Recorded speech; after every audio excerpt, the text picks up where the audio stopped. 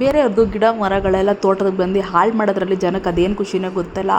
ಕುಡುಕ್ ಮುಂಡೆ ಮಕ್ಕಳು ಬಂದ್ಬಿಟ್ಟು ಹೆಂಗೆಲ್ಲ ಕಟ್ ಮಾಡಿಬಿಟ್ಟು ಹೋಗಿದ್ದಾರೆ ನೋಡಿ. ಹೂವು ಎಲ್ಲ ಇವಾಗ ಬಿಟ್ಟು ಚಿಕ್ಕ ಚಿಕ್ಕದಾಗಿ ಅರಳಿರೋ ಅಂಥದ್ದನ್ನು ಹಿಂಗೆ ಕಟ್ ಮಾಡಿ ಬಿಸಾಕಿ ಹೋಗಿದ್ದಾರೆ. 4 ಗಿಡ ಅದನ್ನು ಕಟ್ ಮಾಡಿ ಹಾಕಿದ್ದಾರೆ ಹಿಂಗೆ. ಬಾಳೆ ಮರ ನಮ್ಮದು. ಇದು ನಮ್ಮ ತೋಟದ ಪಾರ್ಟ್ 2 ಮಿನಿ ವ್ಲಾಗ್ ನೋಡ್ತಾ ಇದ್ದೀವಿ. ಸೊ ಇದು ನಮ್ಮ ಮೂಸಂಬಿ ಗಿಡ. ಸೊ ಇದೆಲ್ಲ ಚಿಕ್ಕ ಚಿಕ್ಕದಾಗಿ ಇನ್ನೂ ಬಿಟ್ಟಿದೆ, ಇನ್ನೂ ದೊಡ್ಡದಾಗಿಲ್ಲ. ಇನ್ನೊಂದು 2 ವಾರ ಬಿಟ್ಟರೆ ಎಲ್ಲ ಚೆನ್ನಾಗಿ ಆಗುತ್ತೆ. ಸೊ ಇದರಲ್ಲೇ ಬದನೆಕಾಯಿ ಬಂದು ನಮ್ಮದು ಬರೀ ಮನೆಗೆ ಬೇಕಾಗಿರೋವಂಥ ತರಕಾರಿಗಳು ಮಾತ್ರ ಹಾಕಿದ್ದೀನಿ ಅಂತ ನಾನು ಹೇಳಿದ್ದೆ ಪಾರ್ಟ್ 1ಅಲ್ಲೇ. ಸೊ ಇದು ಗ್ರೀನ್ ಕಲರ್ ಬದನೆಕಾಯಿ ಮತ್ತು ಇದು ಪರ್ಪಲ್ ಕಲರಲ್ಲಿ ಬಂದು ಮುಳ್ಳಿರುತ್ತೆ. ಈ ಬದನೆಕಾಯಿ ಅಷ್ಟೊಂದಾಗಿ ಇವಾಗ ಯಾರೂ ಹಾಕೋದಿಲ್ಲ, ಅದು ಹುಳ ಜಾಸ್ತಿ ಬರುತ್ತೆ, ರೇಟ್ ಹೋಗಲ್ಲ, ಅದರಿಂದ ಅದನ್ನು ಹಾಕಲ್ಲ. ಬಟ್ ಅದು ರೇಟ್ ಇದ್ದರೆ ತುಂಬ ಚೆನ್ನಾಗಿ ಹೋಗುತ್ತೆ. ಬಟ್ ಅದು ಹುಳ ಬೀಳೋದ್ರಿಂದ ರಿಸ್ಕ್ ಜಾಸ್ತಿ, ಅದರಿಂದ ಯಾರು ರಿಸ್ಕ್ ತೆಗಿಯೋಕ್ಕೆ ಮುಂದೆ ಬರಲ್ಲ. ಸೊ ಆ ಮುಳ್ಳು ಬದನೆಕಾಯಿ ಟೇಸ್ಟ್ ಮಾತ್ರ ಸಕ್ಕತ್ತಾಗಿರುತ್ತೆ.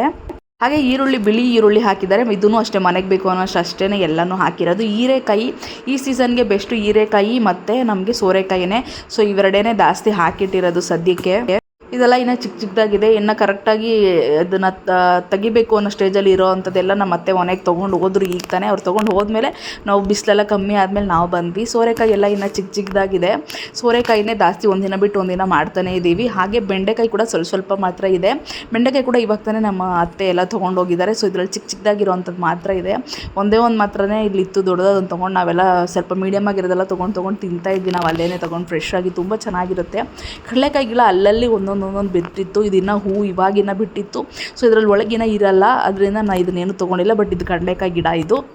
ಮತ್ತು ಹಾಗೆ ಸ್ವಲ್ಪ ಮುಂಚೆ ಹೇಳಿದಂತೆ ಇದು ಏನಂತಾರೆ ಶಾಮಗಡ್ಡೆ ಅಂತ ಹೇಳ್ತಾರಲ್ಲ, ಆಲೂಗಡ್ಡೆ ಥರ ಚಿಕ್ಕದಾಗಿರುತ್ತಲ್ಲ, ಸುವರ್ಣಗೆಡ್ಡೆ ಥರ, ಅದ್ರ ಗಿಡ ಇದು ನಮಗೆ ನಮ್ಗೆ ಬೆಂಗಳೂರಿಗೂ ತುಂಬ ಅವಾಗ ಕೊಟ್ಟು ಕಳಿಸ್ತಾರೆ ನಮ್ಮತ್ತೆ.